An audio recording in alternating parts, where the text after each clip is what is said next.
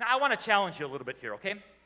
Because, my friends, the closer you get to doing God's will, the more opposition you're going to face.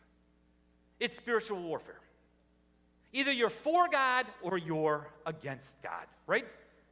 And if you're not using your gifts, you're not using your talents, your abilities to build up the kingdom of God, if you're not for God, if you're living for Satan or just living to self, if you're just sitting on the fence, Satan doesn't care.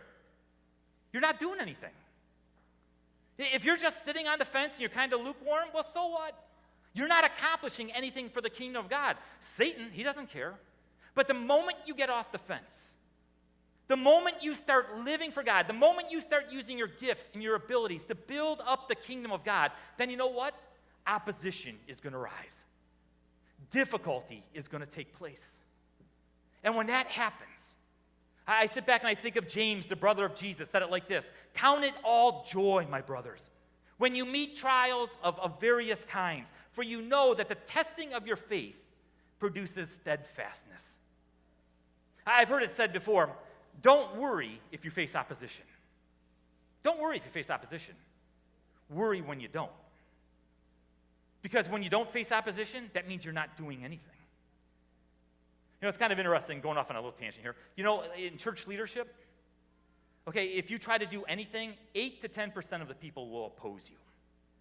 8 to 10% of people will never agree with anything that you're doing. And they will voice it.